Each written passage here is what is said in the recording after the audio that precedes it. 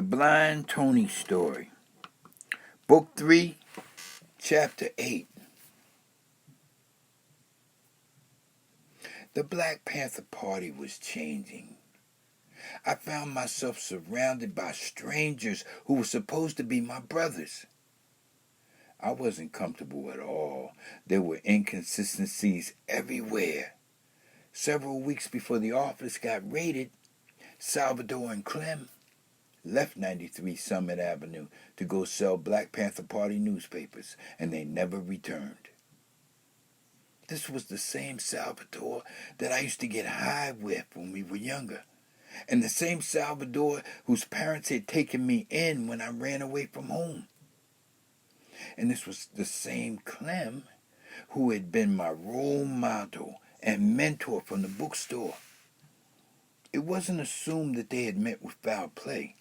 It was assumed, however, that they had fled back to Atlantic City, fearing the inevitable confrontation that had been building between the occupants of 93 Summit Avenue and the Jersey City Police Department. They had gotten scared and ran home.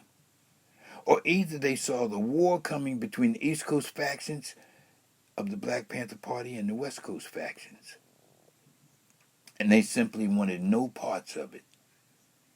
Either scenario was okay, except for one small detail. They had taken several pieces of technical equipment that didn't belong to them when they left. In other words, they had stolen some guns. Now, since I was from Atlantic City, and I knew the offenders personally, I was consulted and asked to provide the logistics for the recovery team.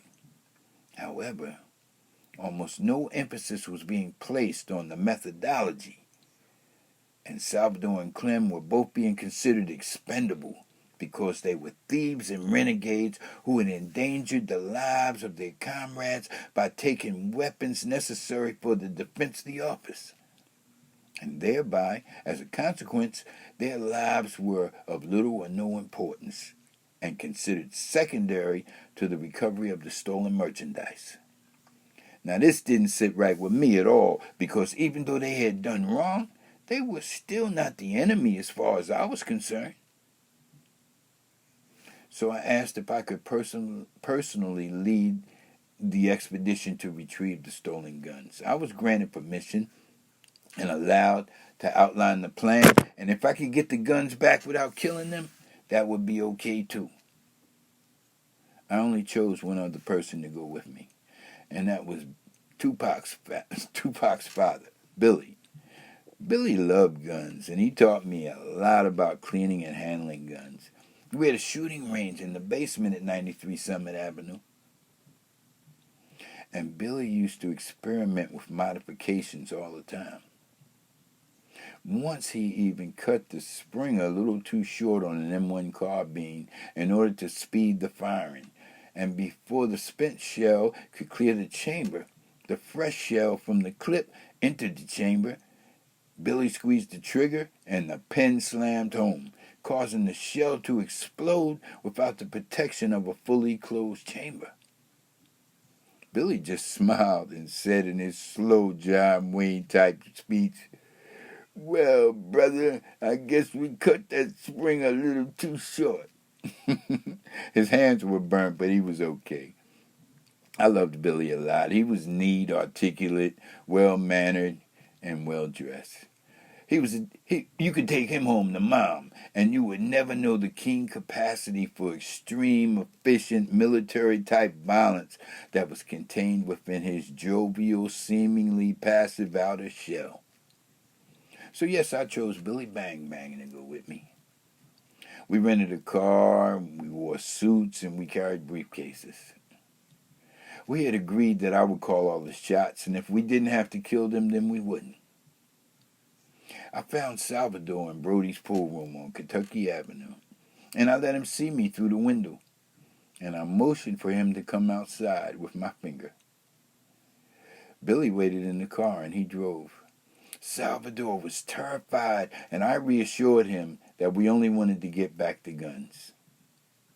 He took us uptown to Massachusetts Avenue, to that same house I used to live in with him and his family. We all entered together and accompanied Salvador to get the guns. We secured them in the briefcases, and then I looked at Billy and shook my head no and said no. And Billy said, "We just can't let people think that they can steal from the people and not be held accountable." And then he threw Salvador through the window and then pulled him back in through it. We both then beat him down pretty bad.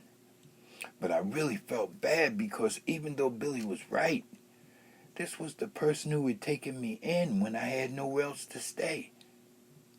He was also one of my oldest and very best friends.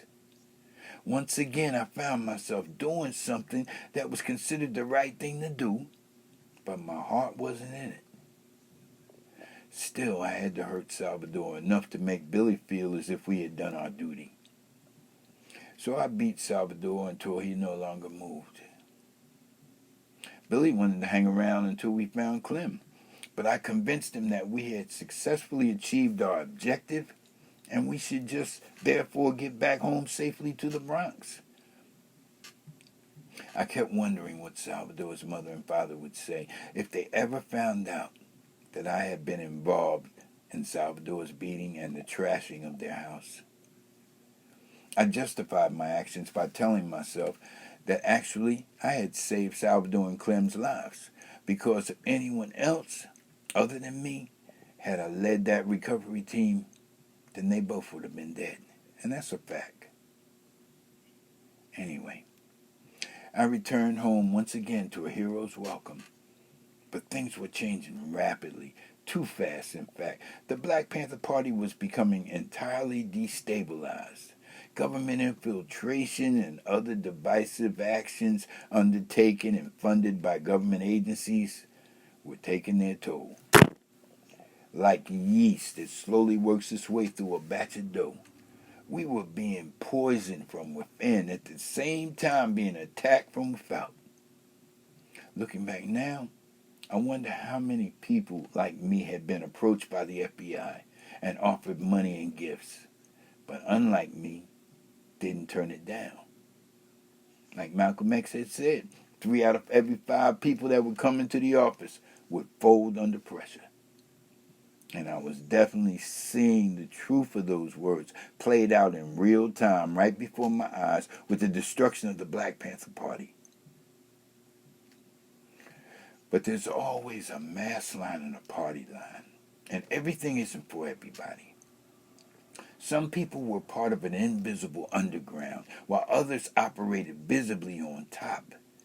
As that which was visible decreased, that which was invisible increased. And I was one of the few people who could operate freely between both venues, and have often served as a liaison between the two.